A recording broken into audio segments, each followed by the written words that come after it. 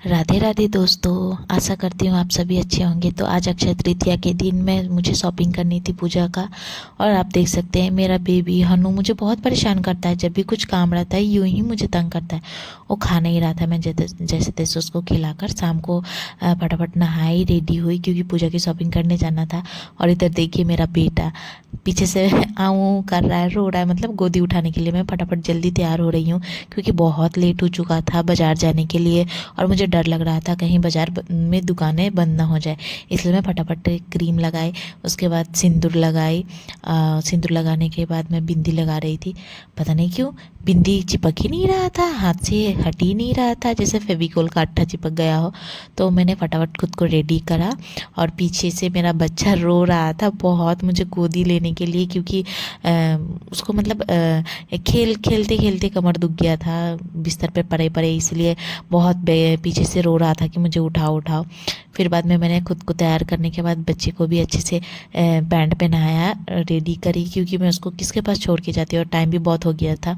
7:30 बजने वाले थे। बच्चे को बस मैंने वो पता नहीं कैरी करने वाला होता है, इसका मैं नाम नहीं जानती हूँ, तो उसमें कैरी किया। उसके बाद मैं घर से निकल गई। घर से निकलते समय मेरा हम लोग का ये कुत्ता पगला जिसका नाम मेरे हस्बैंड ने दिया है वो मेरे पीछे पीछे आ रहा था। मैं उसको कितना भी भगा रही थी जा ही नहीं रहा था।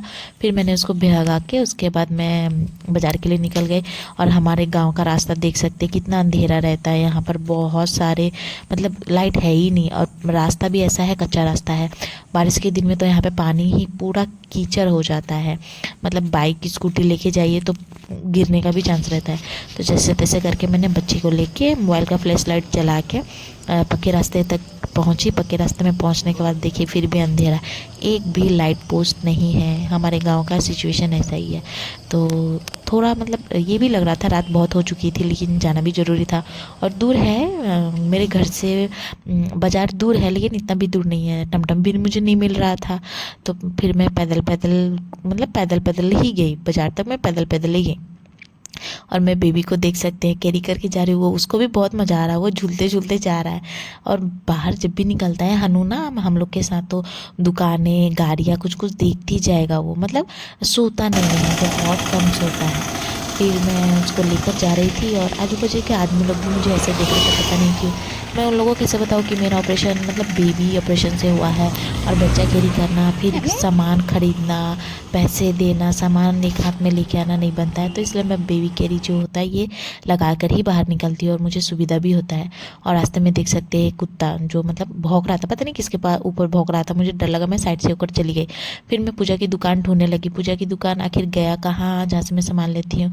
तो मैं ढूंढ रही दुकान है कहाँ। अच्छा ये गाड़ी के पीछे मतलब दुकान ढका हुआ था। तो इसी अंकल की दुकान से मैं हमेशा पूजा की सामान लेती हूँ, मतलब मिल जाता है लेकिन दाम थोड़ा ज़्यादा रखते हैं टाउन के मुकाबले सेंटर में, क्योंकि उनका भी तो दुकान चलाना होता है ना, तो थोड़े पैसे ज़्यादा रखते हैं।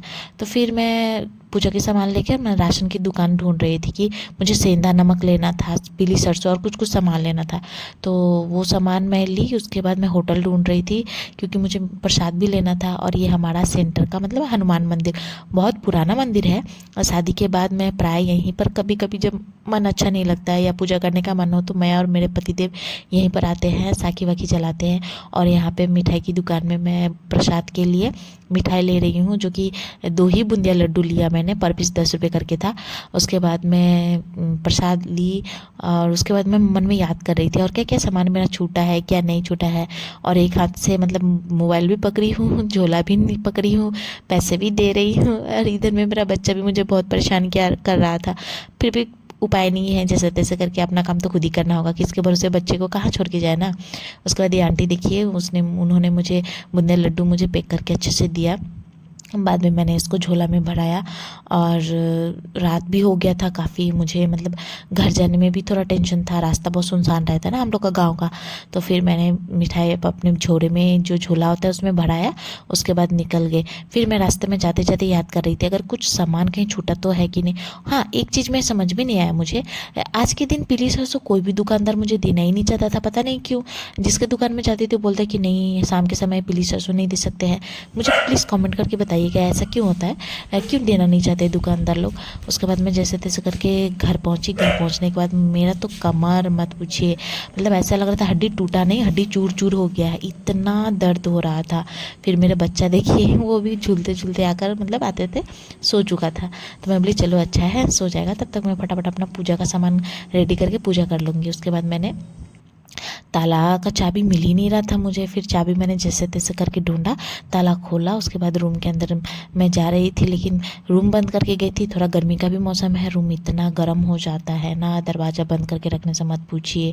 उसके बाद मैं जैसे तैसे सामान वामान लेके फटाफट अंदर गई, बच्चे को क्या बोलते हैं उसको, अनबॉक्सिंग किया। मेरा बच्चा सो रहा था, फिर उसको अच्छे से सुला के उसके बाद मैं पूजा करने के लिए निकल गई। और मतलब पूजा करने के लिए चली गई। फिर पूजा कर अच्छे से, मतलब आधा पूजा हो चुका था मेरा। इसी बीच हनु जग चुका था और मुझे उसको रोता हुआ छोड़कर इधर पूजा करने का भी मन नहीं किया, तो मैं उसको भी साथ ले ली। और एक बात है, जब भी मैं पूजा करने बैठती, पता नहीं मेरे बेटे को कैसे पता चल जाता है, वो हमेशा मतलब आधे पूजा में ही उठ के रोने लगता है, आवाज़ मंदिर तक जाती है। फिर मैंने बेटे को लेकर आया, उसको भी आरती करवाई अच्छे से। वो मोबाइल पर कैसे देख रहा है मुझे फिर मैंने उसको आरती वारती गा के सुनाया, माता लक्ष्मी का गा रही हूँ, उसको भी पूजा करवा रही हूँ कि देखो बड़े होकर उसको भी तो पूजा करनी है। और मुझे मतलब पूजा पाठ मुझे बहुत पसंद है। मेरा बाबू भी जब पेट में था तो मैं पूजा पाठ मतलब हमेशा दिन को अगर सुबह मिस हो जाता था तो शाम को मैं अच्छे से पूजा करती थी। और जो कि बाबू पेट में रहने के बाद भी उठने बैठने में मुझे बहुत तकलीफ होता था, फिर भी मैं पूजा कभी मिस नहीं करी हूँ। उसके बाद पूजा करने के बाद बाबू को अच्छे से आशीर्वाद दिलाया मैंने। आशीर्वाद दिलाने के बाद मतलब साखी जो है वो तुलसी माता के पास मुझे रखना था। एक हाथ से मैं मोबाइल कैरी कर रही हूँ, बच्चे को पकड़ी हूँ, फिर एक हाथ से पूजा का सामान भी इधर उधर कर रही हूँ। थोड़ा मतलब तकलीफ हो रहा था। तो फिर एक साखी को ले जाकर, मतलब दिया बोलते हैं हाँ आसामीज में, हमारे यहाँ पे साखी बोलते हैं आसाम में। ऐसे दिया को ले जाकर मैंने तुलसी माता को दिखाया। पता नहीं मेरे घर में, मतलब मैं शादी के बाद 3-4 पौधे चेंज कर चुकी हूँ तुलसी का, लेकिन हमारे यहाँ की बकरी एक भी रहने नहीं देती अच्छे से, सभी पत्ता खा देती है। फिर मेरी माँ बोलती है कि पूजा के दिन मतलब चूल्हा जो होता है ना गैस स्टोव, उस पर हमेशा एक साखी दिया जलाना चाहिए। मतलब मेन लक्ष्मी तो हमारा पाकघर ही होता है ना, माँ लोग ऐसे बोलती है, मतलब मेरी मम्मी, मेरी सास नहीं मेरी मम्मी बोलती है। तो मैंने अच्छे से पूजा को चूल्हे के भी अच्छे से पूजा करी। पूजा करने के बाद फिर रात को मेरे पतिदेव आ गए थे, तो उधर पनीर लेके आए थे बनाने के लिए रात को सब्जी में। इधर पूजा वूजा कर लिया मैंने, अच्छे से दरवाज़ा बंद कर दिया मंदिर का।